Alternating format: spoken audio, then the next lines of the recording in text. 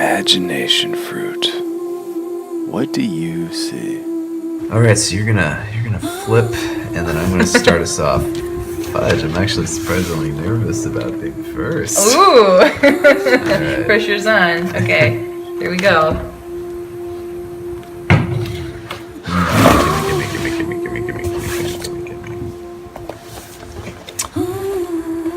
Just a heads up. You are about this far. I don't. Thank you. Yeah, sorry about No, the awkwardness of the that's space. okay. I'll just move back a bit. Okay. Wow. I just need a second to look at this. Yeah, go for it. It's quite a pretty beast. Snakeity snakes. Well, fudge. What happens? Oh, here she's covering the trees. It's like a tree of creativity. There's no trees of creativity in those here bushes. Walls. Okay, I had a couple. My first one was like, what if this was like the big snake is God and the little snakes are all God's like little priests, and every now and then you have these little squabs. It's like, and God's like, are you kidding me? I'm the big picture. And you guys are arguing. It's like when Jesus would get upset with the Pharisees. It's like, and they would get on his case like, oh, you're doing miracles on a Sunday, and he's like, are you guys kidding me? Nice. But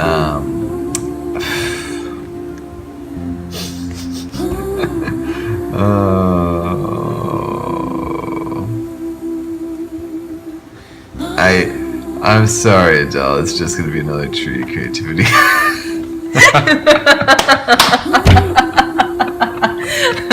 We should, instead of having themes, we should have unthemes. Like, the theme can't include, you know. Go for it. I like your tree. I like your creative trees. Appreciate Yes, that. go for it. You make good use of trees. Actually, you know what? I'm not gonna do tree creativity.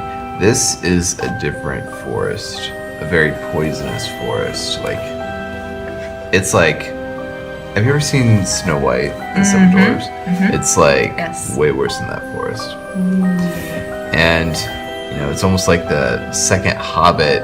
Was it the Wrath of Smaug, Desolation of Smaug, and they have to go through that crazy forest, Right. and they're like, okay, do not deter from the path, or bad things are gonna happen, and they get lost, and it's like, oh fudge, but this is like even worse than that, because there's this one tree in particular that's got like a crazy wooden snake to it, and if you trip over one of these branches, it starts slithering and coming to life, and it wakes up this very old snake dragon.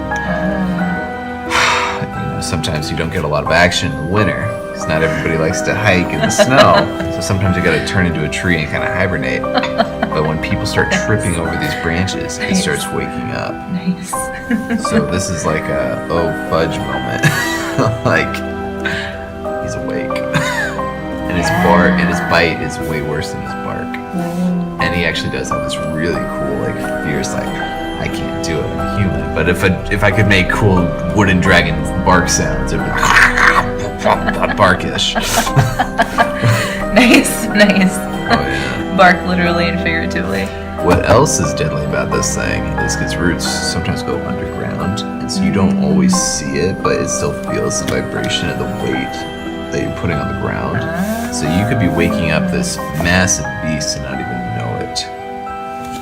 Wow. Yeah, wow. Good. That was really good. I got like lightning pleasure in my hand right here. Oh, nice. Oh, Nice. Yeah. You want to let that ruminate a little bit? No, I'm good. You, as soon as you're ready, hit the throttle. Okay.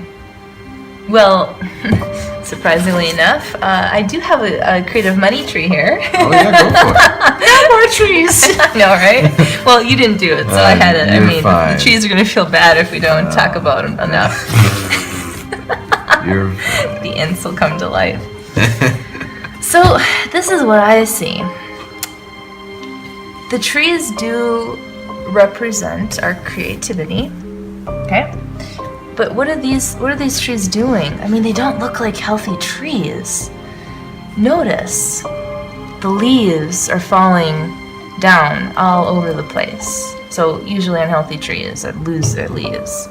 The other thing is, they're starting to get like toppled down, it looks like. They're not standing upright, they're kind of falling apart.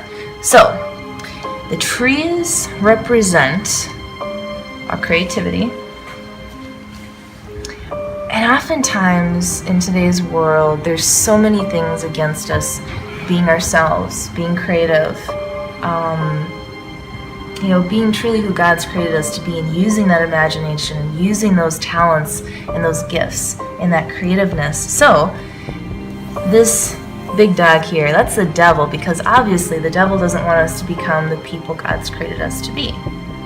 So he tries to knock down our creative juices, knock down our creativity, big picture wise. And obviously we've got all these small little snakes here, but they look vicious, and they're helping the big guy too. So what do they represent? They could represent, for instance, many things in today's world. They could represent a dead-end job that doesn't allow you to fully express your true talents and gifts that you can bring to the job. It can be a family, for instance, who doesn't support your goals in life or doesn't support the creative endeavors that you want to pursue. It could be friends, could be family, society sometimes. Another thing could be a sense of just poor self-love, poor self-confidence. Oftentimes if you don't have enough confidence, you're like, I'm not good enough, whatever, and then you never keep pursuing what it is that you're passionate about or what you feel creatively inclined to pursue. So yeah, all of these represent things that deter us, that kind of tumble down our creative inclinations.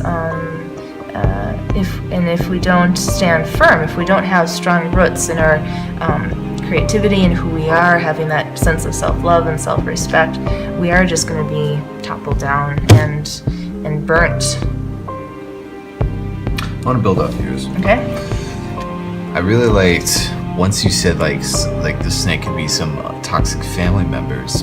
Like that really got my juices stirring, and it's like almost like the theme of all those negative stressors that you mentioned is almost like there's like a toxicity to them, like a venom to them. And it's like I'm not a snake scientist or anything, but it seems like most snake bites, it's not like boom, oh, you're gonna die in 5 minutes. No, it's like it takes time to wear down your immune system. And right. And Interesting. I'm not a poison expert, but there's every now and then in a really cool movie you'll see like this poison guy who's immune to poison because as a kid he had a little bit, and then they would keep building his tolerance as he would get older. And it's almost like when life gets you this poison, what are you gonna do? Are you gonna cave? Are you gonna let it break you? Or are you gonna like build up your tolerance and be like, fudge you, snake, this is my life?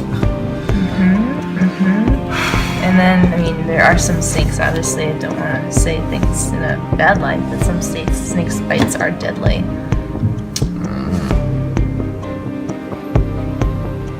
I liked what you said very much. Well, what are you feeling? Do you need to get some sleep? I'm sorry, this is just rejuvenating me. It's like this just got me warmed up. That was a warm up.